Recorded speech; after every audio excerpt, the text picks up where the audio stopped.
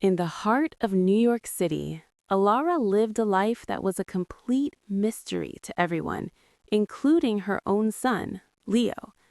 Every morning, she left her modest, old apartment, wearing simple clothes and driving a 10-year-old sedan.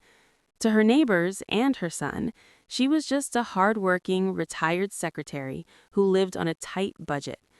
But the truth was far different. Elara was actually a high-level regional director for a global corporation. She managed budgets worth hundreds of millions of dollars and earned $40,000 every single month.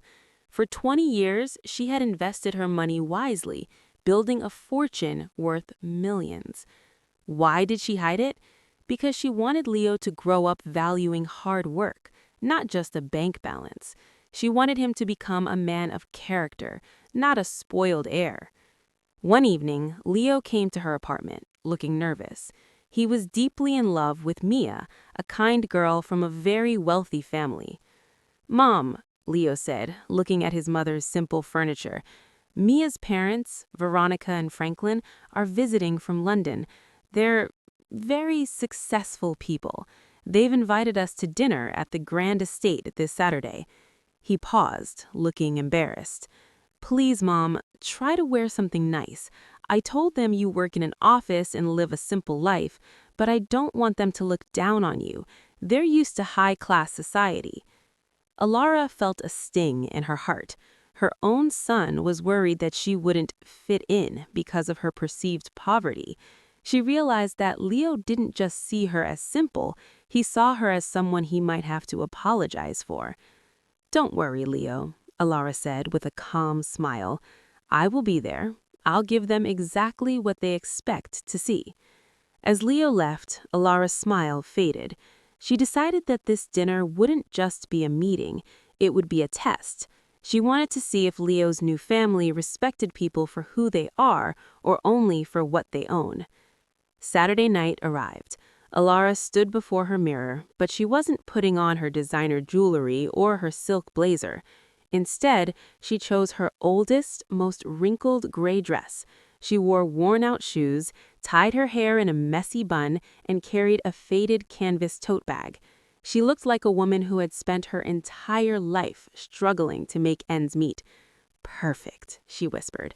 "Let's see who they really are." She took a taxi to the Grand Estate, one of New York's most exclusive restaurants, a place where the menus didn't even show prices. As she stepped out, the doorman gave her a judgmental look, but she walked in with her head held high. At a large table, she saw Leo. He looked sharp in a dark suit, but his face turned pale the moment she saw his mother. Beside him was Mia, looking elegant in a cream-colored dress. Opposite them sat Mia's parents, Veronica and Franklin. Veronica was dripping in diamonds, and Franklin wore a watch that cost more than a small house. "So, this is the woman who raised Leo," Veronica said, not even standing up. She scanned Elara from head to toe, her lip curling in a sneer. "I expected, well, something a bit more presentable." "I'm Elara," she said softly, sitting down. "It's nice to meet you." Throughout the dinner, Veronica and Franklin didn't stop bragging.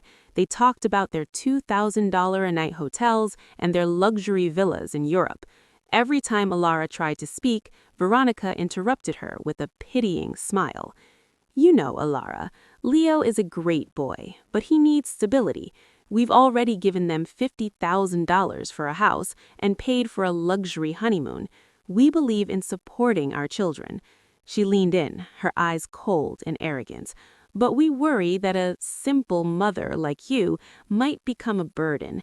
We don't want Leo constantly worrying about your rent or your medical bills. It might ruin his marriage." Franklin nodded. "We have an offer. We can give you a monthly allowance, say $800. In return, we just ask that you give Leo and Mia their space. Don't call too much, don't show up uninvited. Let them live their high-class life without distractions." They were trying to buy her off. They wanted to pay her to stay away from her own son because they were ashamed of her poverty. Elara wiped her mouth with a napkin and looked Veronica straight in the eye. The timid look was gone.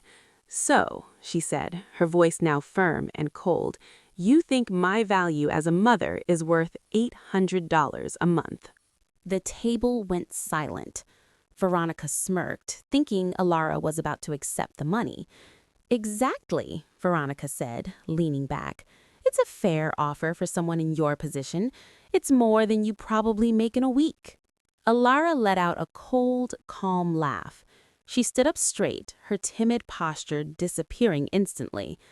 "Veronica, you've spent the last hour talking about your hotels, your jewelry, and your investments, but you haven't asked me a single question about who I am." Leo looked confused. "Mom, what are you doing?" Elara ignored him and looked directly at Franklin. "You mentioned that you gave Leo and Mia $50,000 for their house. That's generous. But tell me, Franklin, do you know what the regional director of operations for a multinational firm earns?" Franklin frowned. "What does that have to do with anything?" "Everything," Elara replied, her voice echoing through the quiet restaurant. "Because for the last 20 years, I have been that director. I don't earn a small salary in a back office. I earn $40,000 every single month." The color drained from Veronica's face. Mia gasped, and Leo dropped his fork. "Mom, what?" Leo stammered. "But the apartment, the old car. I lived that way because I wanted you to grow up with values, Leo. I wanted you to love a person, not a bank account," Elara said firmly. Then she turned back to Veronica. "I have over $10 million in gross income and investments. I signed contracts that your lawyers couldn't even read without help." She leaned over the table, her eyes piercing. "I came here tonight dressed like this because I wanted to see your true colors. I wanted to see how you treat someone you think has nothing, and you showed me exactly who you are. Arrogant, cruel, and small." Veronica tried to speak, but her mouth just hung open. Franklin looked at his wife, then at Elara, his confidence shattered. "You offered me $800 to stay away from my son?" Elara whispered, her voice like ice. "I spend more than that on a weekend trip to the mountains. You aren't buying me off, Veronica. You aren't even in the same league as me." Just then, the waiter approached with the bill for the expensive wine and steaks. Franklin, desperate to regain some dignity, grabbed the leather folder. This doesn't change anything. I'll handle the bill." But the drama was only just beginning. Franklin pulled out his wallet, his hands trembling slightly. He was desperate to end this dinner and regain some control. He pulled out a gold credit card and handed it to the waiter with a smug look. "Take care of it, and keep the change." The table was silent. Veronica was staring at her lap, unable to look Elara in the eye. Leo and Mia were frozen, still processing that Leo's struggling mother was actually a multi-millionaire. A few minutes later, the waiter returned. He looked uncomfortable. He leaned in and whispered to Franklin, "I'm sorry, sir. This card has been declined." Franklin turned bright red. "Declined? That's impossible. Try it again. It must be your machine." The waiter took it back, tried again, and returned. "Still declined, sir. Perhaps your bank has frozen your accounts for security since you're traveling?" Veronica gasped. "Franklin, what is happening?" The bill was over $1,200. The silence at the table was deafening. Franklin was sweating, looking around the restaurant as other wealthy guests began to notice the commotion. The great investor and his diamond-dripping wife couldn't even pay for their dinner. Elara didn't say a word. She slowly reached into her old, faded canvas bandage bag. She pulled out a simple black leather wallet, worn at the edges. From it, she produced a card that caught the light. It wasn't gold. It was a black centurion card, made of heavy titanium. The waiter's eyes widened. He knew exactly what that card was. Only the top 0.1% of the world's wealthiest people carry it. "Allow me," Elara said calmly. She handed the card to the waiter. "And please add a 30% tip for the trouble." The waiter took the card with both hands as if it were a holy relic. Seconds later, he returned with the receipt. "Everything is settled, Miss Sterling. Thank you so much." Elara stood up. She looked at the $1,200 receipt, then looked at Veronica and Franklin. "You offered me $800 a month to help me," Elara said, her voice echoing with authority. "I just paid $1,500 for your dinner because you couldn't afford it. It seems the burden at this table isn't me." She looked at Leo and Mia. "I'm going home. Leo, I love you. Mia, you seem like a lovely girl, but you need to decide if you want to live a life of masks or a life of truth." Veronica tried to stand up, her voice shaking. "You can't just humiliate us like this." "I didn't humiliate you, Veronica," Elara replied, heading for the exit. "Your own arrogance did that. I just paid the bill."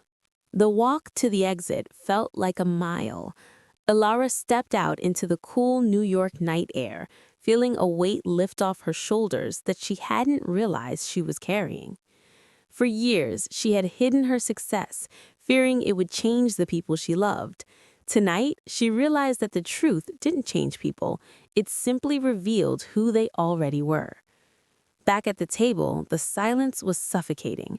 Veronica sat frozen, her emerald lifestyle feeling like a cheap costume. Franklin stared at his declined cards, his ego shattered. Leo was the first to move. He looked at Mia, then at her parents.